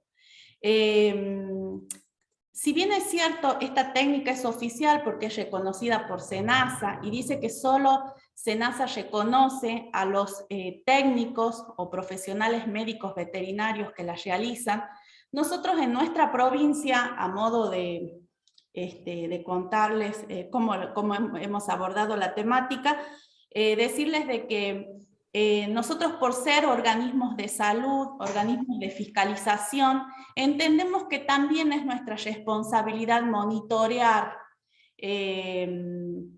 entonces a esta ETA. Entonces hemos generado, hemos montado en el laboratorio el equipo necesario para hacer esta prueba de digestión artificial, porque también entendemos que los productores de la ganadería de subsistencia, que como bien decía Leonor, hacen productos para autoconsumo, también merecen consumir alimentos de calidad. Y esto no significa alentar a la clandestinidad, no significa alentar al canal informal. También resguarda la salud de los consumidores. Y creo que los organismos tenemos que tener también esa responsabilidad de acompañar a ese sector que por desconocimiento o por falta de recursos económicos no logra acceder al consumo de alimentos, a que los organismos les garanticemos el consumo de alimentos inocuos. Y bueno, y otro aporte que quería hacer es con respecto a la leyenda obligatoria de no consumir miel en menores de 1 año. Esto también está en la normativa, en el capítulo 5, en la forma en que se debe rotular los alimentos para consumo alimentario. Esas 3 cositas quería acotar. Bueno, vamos a seguir. Bueno, nosotros, a ver, volviendo, ahora centrándonos en esto, yo les decía, bueno, a ver, los microorganismos están en todos lados, y lo que nosotros, y viven en el agua, en el suelo, y lo que nosotros tenemos que evitar es darle las condiciones adecuadas para su crecimiento y su desarrollo, ¿sí? Entonces, ¿cuáles serían los factores? Primero tenemos que conocer cuáles son los factores que afectan la supervivencia de los microorganismos, para poder después controlarlos. O sea, si nosotros no sabemos qué es lo que los está afectando, ¿cómo vamos a poder controlar algo? Y a los microorganismos los afectan los mismos factores que nos afectan a todos los seres vivos, ¿sí? Hay factores que se llaman factores intrínsecos que dependen de la característica propia del alimento, ¿sí? Y luego están los factores extrínsecos, que son los factores que dependen de las características del ambiente en donde se encuentra almacenado ese alimento, ¿sí? Entonces, tenemos que conocer ambos. Cuando hablamos de factores intrínsecos, ¿a qué nos referimos? O sea, el alimento es una matriz, ¿sí? Y está constituida por nutrientes, ¿sí? Y por agua. Y hay microorganismos que son ávidos o necesitan estos nutrientes para desarrollarse y necesitan agua para desarrollarse.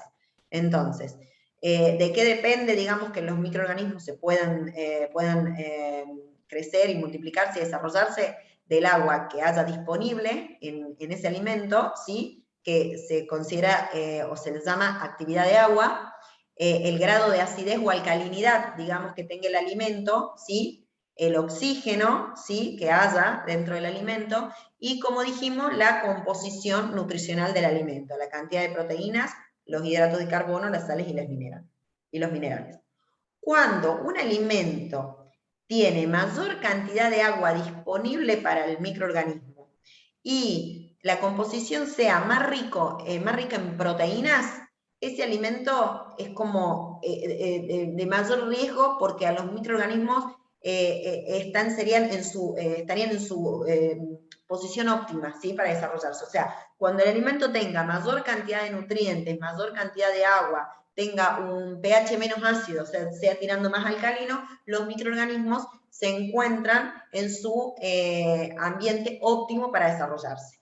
Entonces, en función de eso, se clasifican los alimentos en alimentos de alto riesgo, alimentos de mediano riesgo y alimentos de bajo riesgo, ¿sí? Aquellos alimentos que tienen mayor contenido de proteínas, mayor humedad y menor acidez son los de alto riesgo, que son, por ejemplo, todo lo que son las carnes, principalmente, carnes de cerdo, de vaca, de pollo, ¿sí? Ahí estamos en lo que serían los alimentos de alto riesgo. Y un alimento de bajo riesgo sería, por ejemplo, todo lo que son hortalizas, frutas, que generalmente las frutas tienen generalmente todas, excepto 2 o 3, un pH bajo, no tienen gran contenido de proteínas, ¿sí? Entonces estamos en presencia de alimentos de bajo riesgo. Entonces, todos los productos derivados de lo que son productos cárnicos, los lácteos también, van a ser productos elaborados que van a ser de alto o mediano riesgo, y los productos más derivados de lo que son frutas y hortalizas, como son dulces, mermeladas,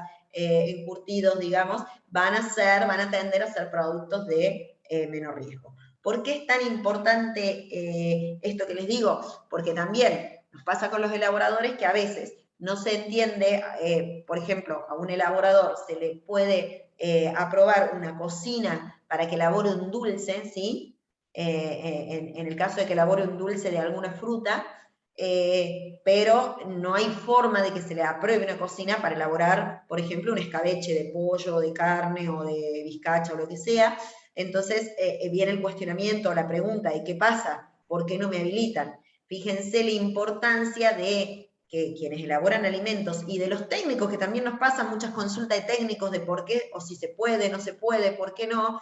Fíjense que acá está la base, en el tipo de alimento que se elabora. No es lo mismo el control que hay que tener en un alimento de alto riesgo que el control que hay que tener en un alimento de bajo riesgo. Porque en el alimento de alto riesgo tenemos mucho riesgo, alto riesgo, de que los microorganismos crezcan y proliferen y se desarrollen, ¿sí? Mientras que en un alimento de bajo riesgo tenemos mucha menor probabilidad. Entonces, fíjense la importancia de la matriz alimentaria con la que estamos trabajando, ¿sí?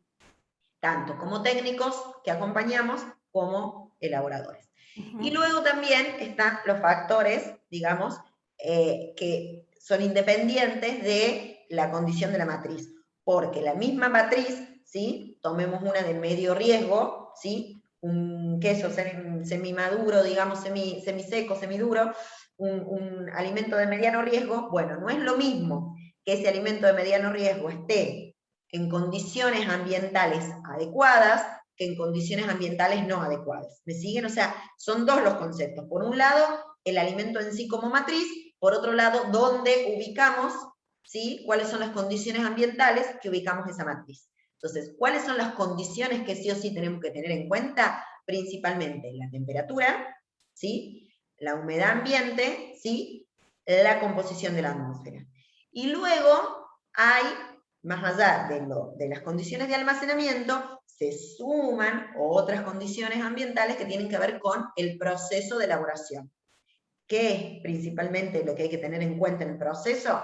Las condiciones de limpieza y el tiempo, ¿sí? Porque si nosotros estamos, por ejemplo, trabajando con un producto de alto riesgo como una carne para elaborar un chacinado, cuando nosotros, por ejemplo, cubeteamos o cortamos la carne para ir haciendo la mezcla, no es lo mismo que esa carne esté fuera de la heladera, en un ambiente de una temperatura de más de 20 grados, 4 horas, 5, hasta que se termina de cortar toda la carne, que esté en un ambiente controlado, ¿sí? A 15 grados o a 18 grados y que esté solamente 2 horas fuera de la heladera hasta que se corte. Entonces, fíjense cómo tenemos 3 grandes grupos de factores que tenemos que tener en mente cuando elaboramos un alimento.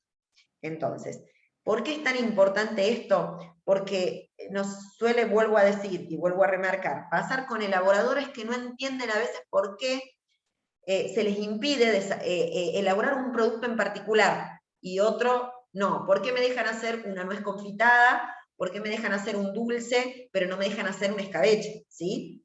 Esto, acá está la clave. Y nuevamente con los técnicos acompañantes, que muchas veces por los técnicos de terreno, por ayudar, por estimular la autoproducción o la diversificación en la producción, estimulan a los elaboradores a hacer diferentes tipos de productos, ¿sí? Entonces, fíjense que el técnico que acompaña tiene que tener muy en claro estos 3 grupos de factores para poder dar recomendaciones, ¿sí? Y para poder avanzar con el acompañamiento. Entonces, en lo que son los factores ambientales, a ver, no sé si me voy acá, bueno, entonces nosotros Perdón, Leo, tenemos... ¿puedo hacer una acotación ¿Sí? ahí? Por supuesto.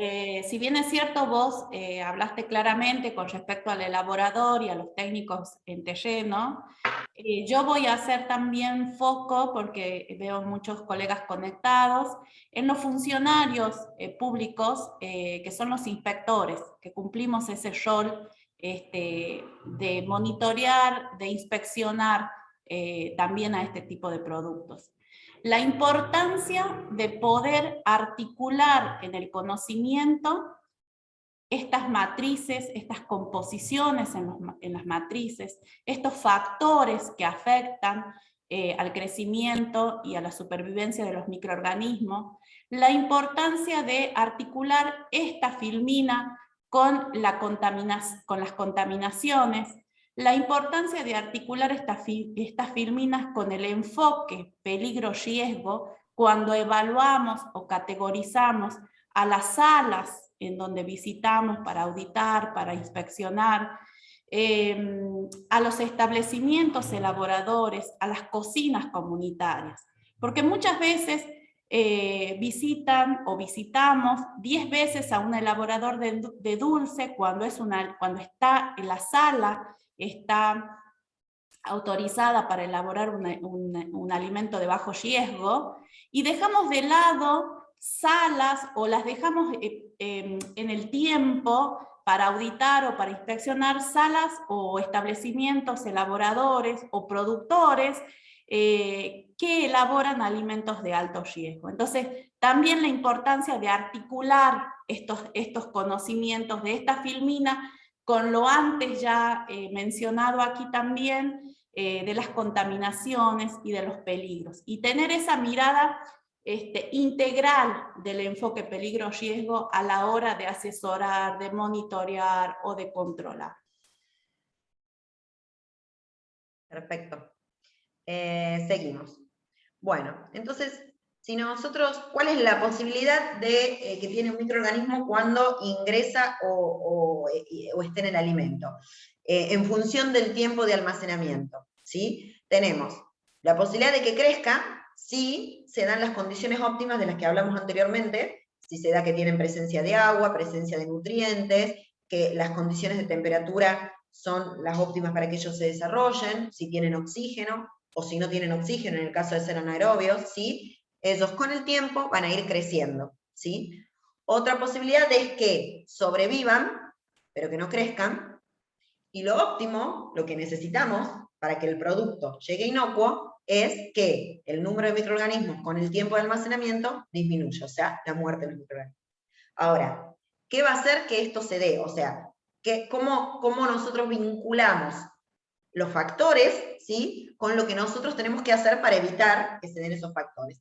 Entonces acá nosotros comenzamos a considerar lo que son, lo que es la tecnología propiamente dicho de proceso. A ver, ¿qué es lo que yo les voy a mostrar un poquito con este cuadro? Todos los elaboradores de alimentos deberían saber que elaborar no implica solo, y los técnicos acompañantes también, ¿no?, que elaborar no implica solo el uso de una receta, ¿sí? Mezclo esto con esto y lo transformo en esto, ¿sí? Que cuando nosotros elaboramos, agregamos ingredientes, alimentos, procesos dentro de esa elaboración, estamos utilizando tecnología de alimentos, estamos aplicando tecnología de preservación. Tenemos que conocerlas como tal, para saber qué estamos haciendo y por qué lo estamos haciendo. Entonces, como ejemplo, por ejemplo, nosotros le traemos este cuadro como para que se vaya viendo cómo se van vinculando la tecnología que estamos aplicando con el factor que estamos controlando y qué pasa con ese microorganismo. Entonces, fíjense, ¿qué hacemos nosotros con la materia prima? La guardamos en la heladera, ¿no? ¿Sí? Entonces, ¿qué factor estamos controlando? Estamos controlando el factor temperatura, ¿sí? ¿Y qué pasa cuando se guarda el alimento en la heladera? No se produce la muerte del microorganismo, se produce la inhibición del crecimiento. ¿Qué significa esto? Que si nosotros sacamos ese alimento que hemos guardado en la heladera fuera de la heladera y lo dejamos afuera, es posible que ese microorganismo comience a proliferar y a crecer, porque no estaba muerto.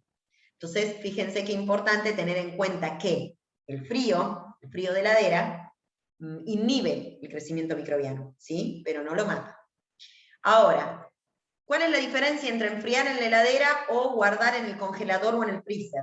Acá estamos controlando dos factores, porque por un lado disminuye la temperatura, pero al congelarse lo que estamos disminuyendo es el agua que está disponible para el microorganismo. El agua se congeló, no está más disponible, ¿sí? Por eso, un alimento guardado en un congelador, ni hablar de un alimento guardado en un freezer, dura muchísimo más que un alimento guardado en la heladera, porque estamos aplicando la combinación de dos factores. Estamos aplicando disminución de temperatura y estamos disminuyendo el agua disponible que el microorganismo tiene para crecer. Entonces, nuevamente, inhibimos el crecimiento del microorganismo, en este caso por un tiempo más prolongado que en el caso anterior, ¿sí? Fíjense cómo vamos hilando la tecnología que aplicamos con el factor que controlamos y con la inhibición. Si deshidratamos un alimento, ya sea, por ejemplo, hacemos un desecado al sol o una deshidratación propiamente dicha con una máquina deshidratadora.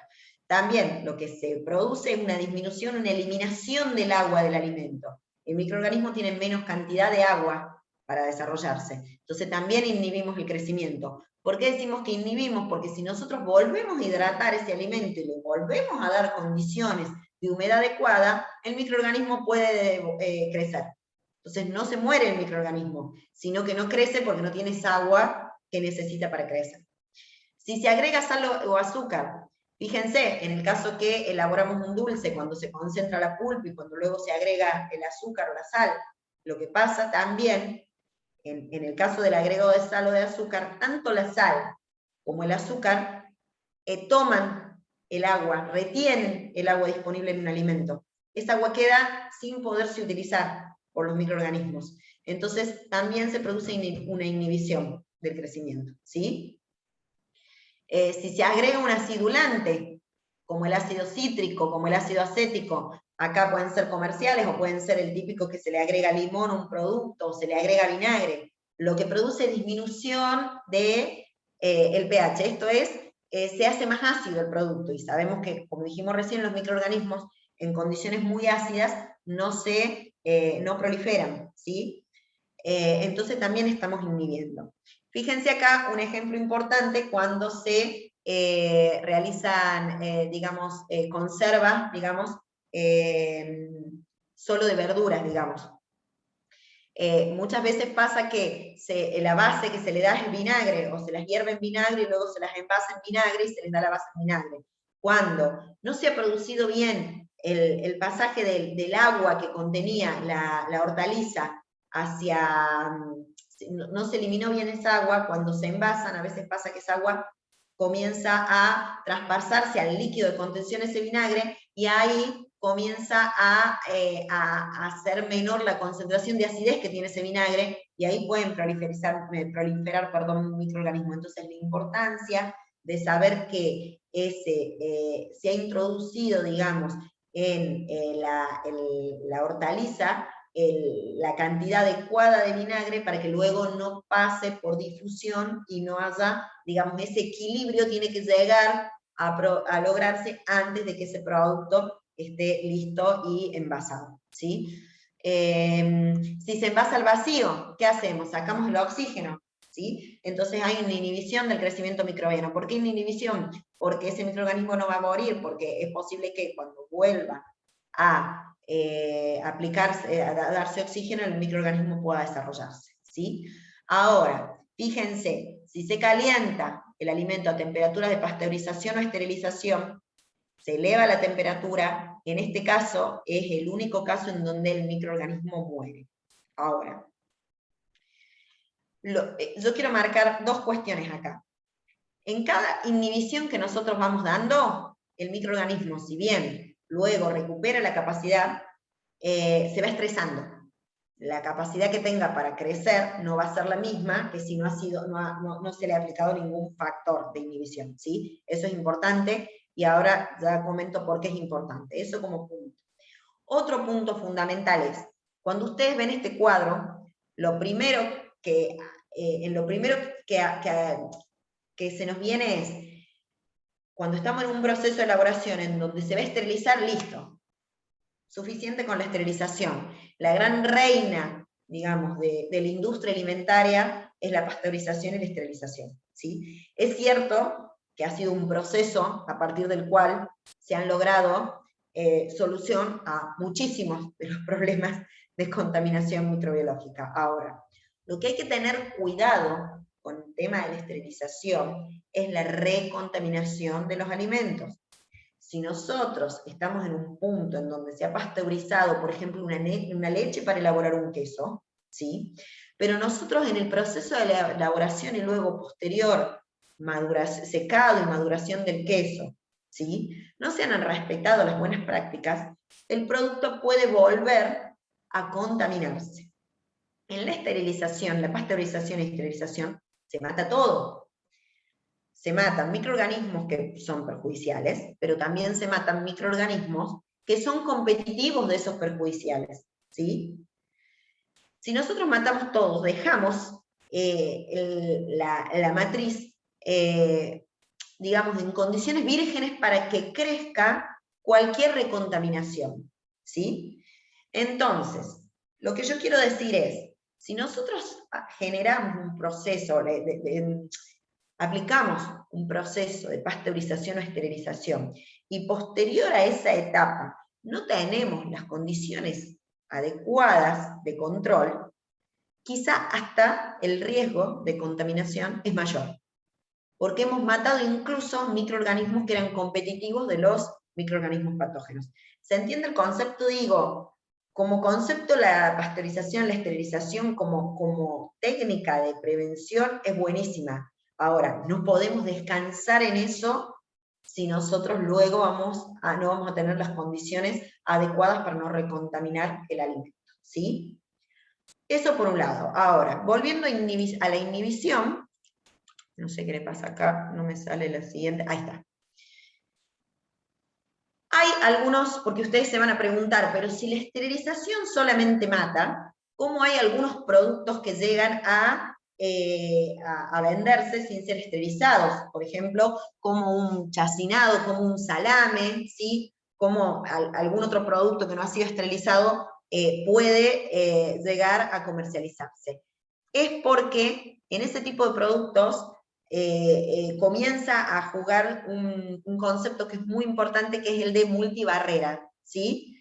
La multibarrera significa y acá tengo un grafiquito muy, muy así casero, pero que la Ros se ríe porque lo hemos, digamos, tiene su impronta, pero lo hemos desarrollado para mostrar, digamos, esto de la importancia de la asociación de multibarreras microbianas. El microorganismo, a medida que vaya pasando por varias de estas barreras, va estresándose. Y se estresa tanto que al final es posible que no pueda desarrollar, no pueda crecer en la matriz. Pero para eso tiene que haber pasado por la combinación de varias de estas barreras. Con una sola no alcanza. Entonces, ¿por qué este concepto? ¿Por qué la importancia de este concepto? Porque cuando se desarrolle, cuando se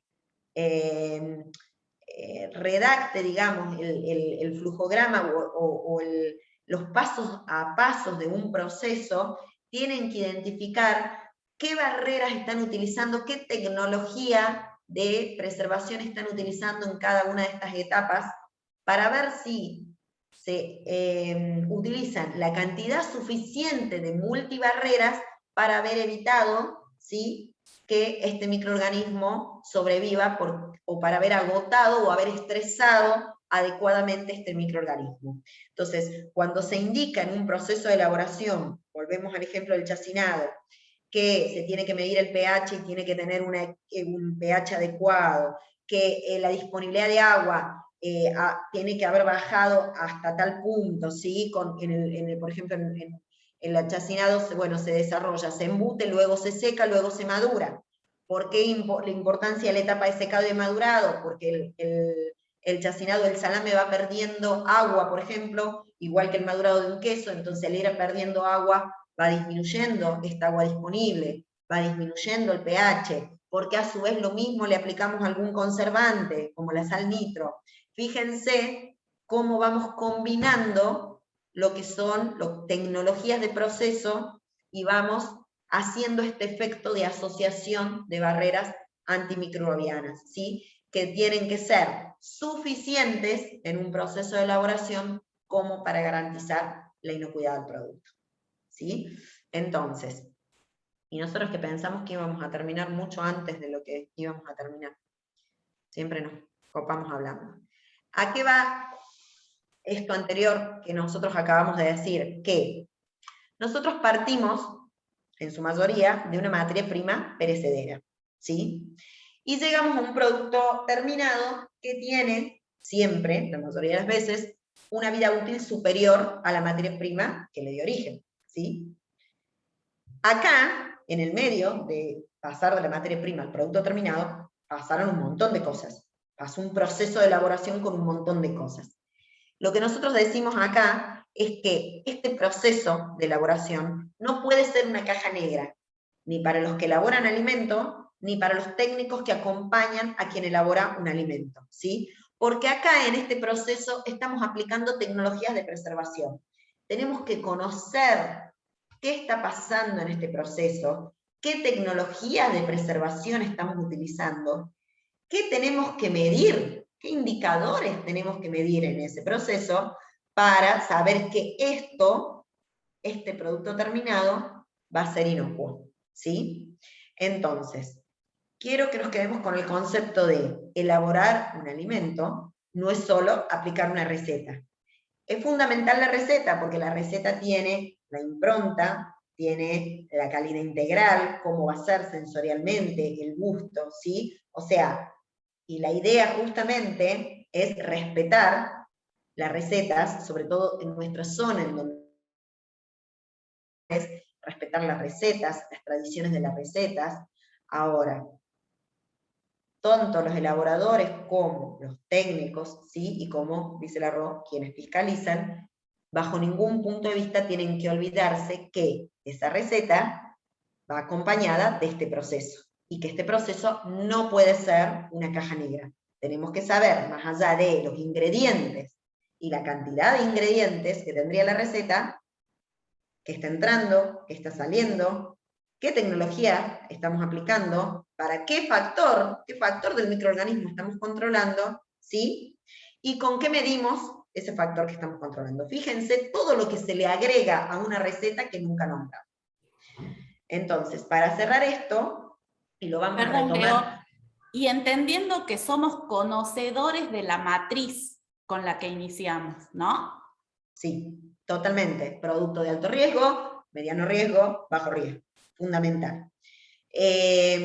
Entonces, mañana vamos a retomar por qué la importancia de, más allá de conocer una receta, armar un flujograma de proceso, que es lo mismo que decir, voy contando cada etapa de mi proceso, poder identificar en las etapas del proceso o el flujograma de proceso cuáles son las etapas más críticas, en cuáles yo me tengo que centrar, porque seguramente en esa etapa crítica yo estoy controlando un factor, con qué tecnología de preservación estoy controlando ese factor, y con qué estoy midiendo que ese factor está dentro de los límites que yo necesito controlar.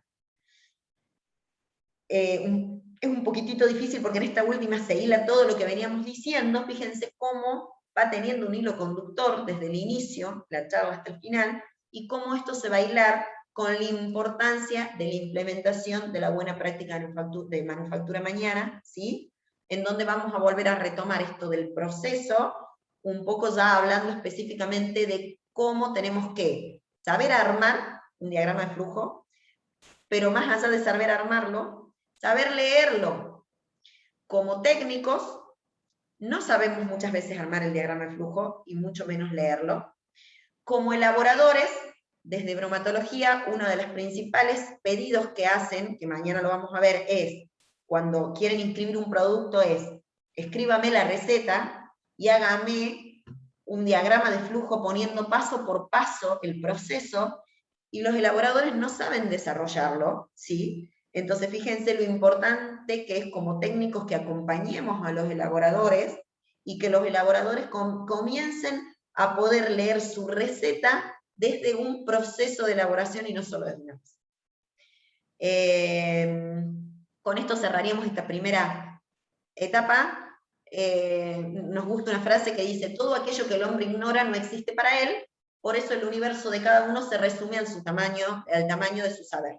Si nosotros no sabemos lo que estamos trabajando, por qué lo estamos haciendo, por qué lo estamos mirando, es muy difícil que podamos aplicarlo, porque no lo sabemos. Entonces, primero lo tenemos que saber, y después lo vamos a poder aplicar. Ro, no sé si algo más de tu lado. No, por mi parte, nada, un placer. Los esperamos mañana para esto de, como decimos, este orden que intentamos dar, este hilo conductor, y que mañana lo vamos a articular con todo lo que es la implementación de las BPM. No sé si hay algunas preguntas, Rebeca. Eso les iba a no decir, estaría pudiendo dejar de compartir. Ahí está. Si antes de cerrar habían algunas preguntas, las pueden hacer por el chat, o las pueden ir pensando para mañana, y podemos abrir la jornada de mañana con las preguntas, si les parece.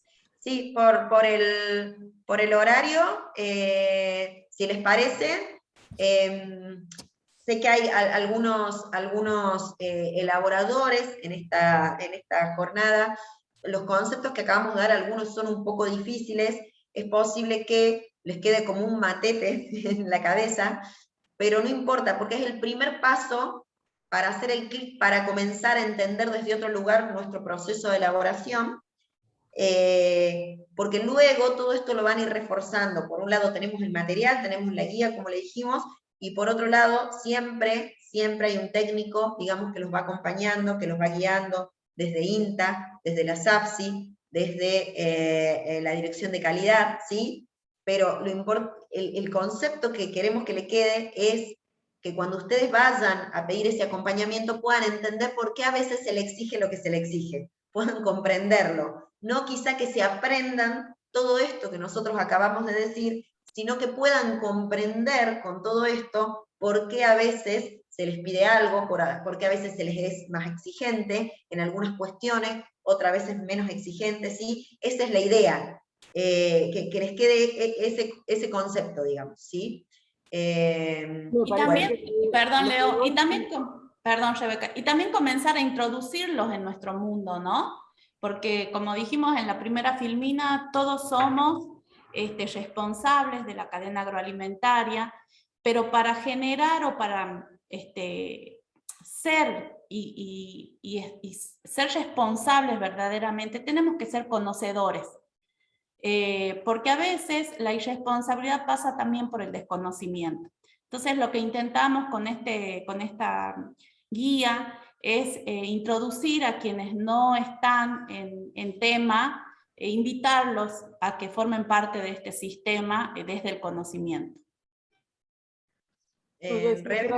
Para los elaboradores, mañana es como que todos estos conceptos los van a ver plasmados, y la importancia, me parece que en el paso a paso y en la elaboración del diagrama de flujo me parece que va a quedar más claro. Exactamente, la idea es que mañana podamos retomar todos los conceptos que vimos hoy y podamos entonces entender por qué cuando se pide lo que se pide, tanto en la sala, en el acondicionamiento de la sala, en la receta, en la monografía del producto, mañana vamos a ir, digamos, indicando y vamos a ir haciendo, digamos, a la par, vamos a ir marcando los puntos que vimos hoy en cada cosa que se pida mañana, esa es la idea. Bueno, gracias a todos, la verdad que todos muy atentos, seguimos con 70 personas, habíamos comenzado con 79, 80, o sea que bien para 2 horas de charla, agradecerles porque es tedioso y estar por acá por vía virtual 2 horas es mucho, se requiere mucho de atención, así que agradecerles a todos. Por favor, todos los que estuvieron hoy estaría buenísimo que estén mañana, porque volvemos a decir, es como poder encontrar los conceptos ahora desde la normativa, está bueno el ejercicio de mirar la normativa abordando todos estos conceptos, y bueno, y mañana al principio se puede abrir, Rebeca, con un par de preguntas puntuales de esto, y si no, ya después de eso seguimos con la charla de mañana. Estaríamos por ahí. Bueno, muchas gracias por estar. Y a las chicas sobre todo que han puesto mucho trabajo, vienen hace varios meses con la guía y ahora también con la presentación. Perfecto. Bueno, nos vemos mañana para todos. Gracias a todos. Hasta mañana.